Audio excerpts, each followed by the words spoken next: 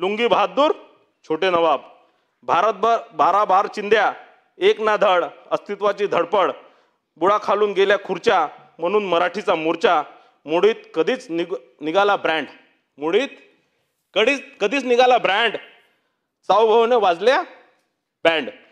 धन्यवाद. जय हिंद, जय महाराष्ट्र. अमोल मिटकरी. आता माझा वेळेचं बंधन पाळा. मात्र मीच पाळू का? सर्वांनाच आहे. सर्व परिणय फुके साहेबांनी एवढी सुंदर कविता या ठिकाणी गायली, पण कविता ऐकायला कोणीच नव्हतं. तर आदरणीय प्रज्ञाताई, ही कविता आपल्या माध्यमातून महाविकास आघाडीकडे जाऊ द्या अशी विनंती. खूप सुंदर कविता गायली आणि मी काही जास्त वेळ घेणार नाही. 260चा प्रस्ताव आहे, सरकारकडून प्रस्ताव आहे.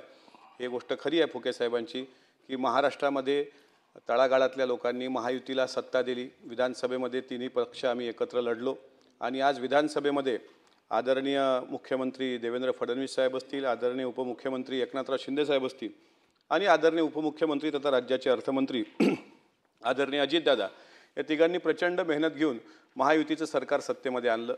महायुतीमध्ये आपण काम करत असताना तळागाळातल्या सर्वांना न्याय देण्याचं काम सभापती महोदय आपण करत असतो. आता आरटी, सारथी, बार्टी, महाज्योती या विविध संघटनांच्या विविध मागण्या असतात, फेलोशिपच्या मागण्या असतात. त्या संदर्भात सुद्धा काल माननीय उपमुख्यमंत्र्यांनी सभागृहामध्ये निवेदन केलेलं आहे की कुठल्याही विद्यार्थ्यावर अन्याय होणार नाही. आता भलेही जाणीवपूर्वक बाहेर काही आपल्याच विरोधकांकडून काही लोक सोडल्या जातात आणि राज्याच्या उपमुख्यमंत्री मुख्यमंत्र्यांबद्दल अपशब्द वापरणं, ह्या गोष्टी महाराष्ट्रात घडत आहेत. हे महाराष्ट्राला शोभनीय नाही. शेवटी शिवशाहू फुले आंबेडकर आणि यशवंतराव चव्हाण साहेबांचा वारसा सांगणारा हा महाराष्ट्र आहे. जसं महाराष्ट्रामध्ये आता साधारणपणे आषाढी एकादशी पर्वाला येते आहे, वारीची अखंड परंपरा महाराष्ट्राला आहे. या मानाच्या पालख्यांना सुद्धा अनुदान देण्याचं फार मोठं काम महायुती सरकारच्या माध्यमातून झालेलं आहे आणि महाराष्ट्रातला प्रत्येक घटक, तो हिंदू असेल, मुस्लिम असेल, तेली, माळी, साळी, कोष्टी, कुंभार, आदिवासी बांधव, या सगळ्यांना न्याय देण्याचं आपलं काम आहे. आणि 260च्या प्रस्तावाची सुरुवात मात्र समृद्धी महामार्गाच्या माध्यमातून निर्माण होणाऱ्या पायाभूत सुविधा हा विषय घेऊन मी करतोय. एक गोष्ट सभापती महोदय आपण लक्षात घ्या, समृद्धी महामार्गामध्ये सर्वात मोठं योगदान आपल्या भूमिपुत्रांचं आहे. भूमिपुत्र म्हणजे मायबाप, शेतकरी, कष्टकरी.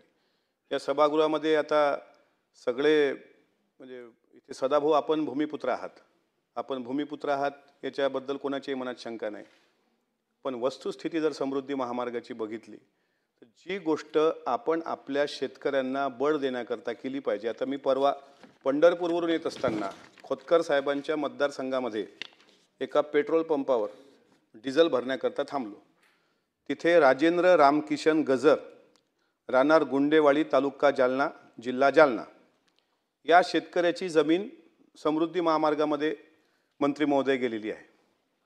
या शेतकऱ्याची अपेक्षा काय आहे की जी जमीन गेली त्या जमिनीचा योग्य मोबदला, शासकीय दर जे काय ठरले असतील ते दर त्याला देण्यात यावे.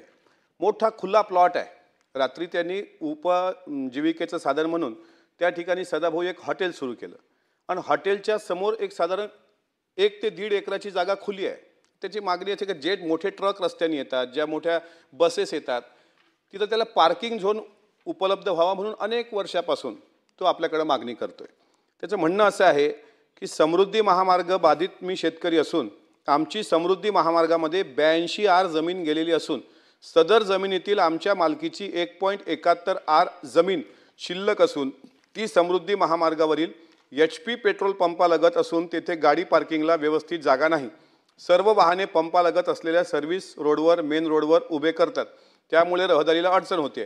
पंपालगत आमची शेतजमीन असल्यामुळे व आम्ही बेरोजगार असल्याने आम्हाला पार्किंग, लॉजिंग, बोर्डिंग टाकण्यास परवानगी दिल्यास आम्हाला रोजगार मिळेल. सर्व वाहने पार्किंगला लागतील, त्यामुळे रोड पूर्ण खुला राहील व अपघात होण्याची भीती राहणार नाही. साधा अर्ज आहे, साधा, की माझी जमीन आहे, 82 आर जमीन त्यामध्ये गेलेली आहे, 1 हेक्टर 71 आर जमीन शिल्लक आहे. तिथं फक्त पार्किंगसाठी तरी जागा, म्हणजे त्यांना अधिकृत परवाना हवा आहे. पेट्रोल पंप दुसऱ्याचे, पेट्रोल पंपावर मॉल दुसऱ्याचे, पेट्रोल पंपावर उपहारगृह, चायनीज रेस्टॉरंट. उद्या मराठी भाषेकरता दोन्ही भाऊ एकत्र येत आहेत, आम्ही त्या गोष्टीचं स्वागत केलं. मराठी भाषेकरता आपण सर्व, म्हणजे महायुतीचं सरकारसुद्धा मराठी भाषेच्या बाजूने आहे, ते काही विरोधात असण्याचं कारण नाही. ज्यावेळेस लोकांना वाटलं की हिंदी आपल्यावर लादल्या जाते, सरकारने, अजितदादांनी स्वतः सांगितलं होतं माळेगाव सहकारी साखर कारखान्याच्या निकालाच्या दिवशी की असं काही वाटत असेल तर आपण तो GR रद्द करू, मोर्चा काढण्याची वेळच येऊ देणार नाही. पण उद्या विजयी सभा आहे, त्या विजयी सभेला पण आम्ही त्यांना शुभेच्छा देतो. पण माझं मराठी माणूस म्हणून एक म्हणणं या सभागृहामध्ये असं आहे सभापती महोदय, की मायबाप सरकार ज्यावेळेस कष्टकऱ्याच्या, भूमिपुत्राच्या, श्रमिकांच्या पाठीमागं राहतं असं आपण सांगतो, त्यावेळेस मुंबईमधले फेरीवाले, मुंबईमध्ये पोहा विकणारे, मुंबईमध्ये चना पोहा विकणारे, हे आता खाद्यपदार्थ सुद्धा कुठं दिसेनासे झालेत. कुठल्याही रेस्टॉरंटमध्ये जा, तुम्हाला उत्तप्पा, इडली, वडापाव, अगदी चित्राताई तुम्ही पण उपाहारगृहामधली जर परिस्थिती बघितली तर अगदी तिथे साऊथ इंडियन तुम्हाला डिशेस भेटतात. मराठी माणसं नाहीत, पण मराठी खानावळीला सुद्धा कुठं प्राधान्य दिलं आपण. वंदनीय शिवसेना प्रमुख बाळासाहेब ठाकरे हयात असताना त्यांनी 1 रुपयामध्ये झुणका भाकर काढली होती. त्यांनी वडापाव केंद्र त्या ठिकाणी सुरू करून दिले होते. पण आपलं म्हणणं असं आहे की मराठी माणसाला रोजगार मुंबईत उपलब्ध व्हावा.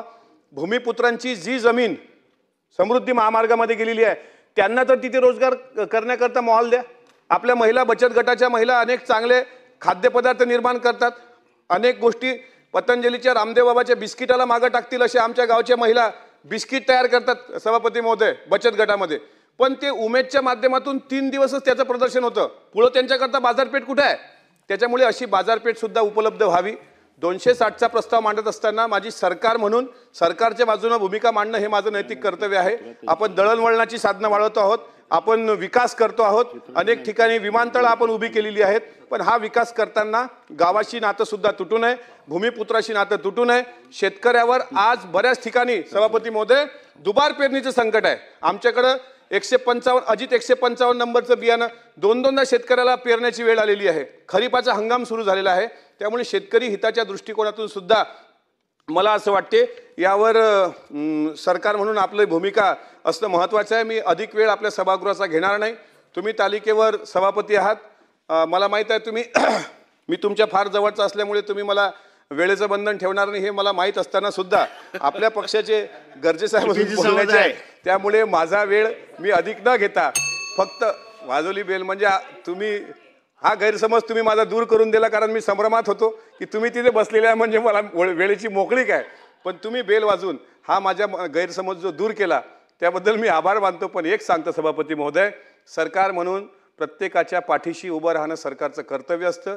विरोधकांना प्रज्ञाताई जर काही सरकारच्या गोष्टी आवडत नसतील तर तो सांगण्याचा विरोधकांना अधिकार आहे.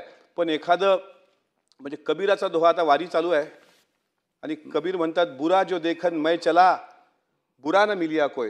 म्हणजे विरोधकांची जी भावना अशी झालेली आहे, टीका करत राहा तुम्ही, फक्त सरकारवर टीका करत राहा. सरकारने या नाही केलं ट्याव नाही केलं, पण बुरा जो देखन मै चला बुरा न मिलिया कोय और जो दिल खोजा आपना मुझसे बुरा न होय.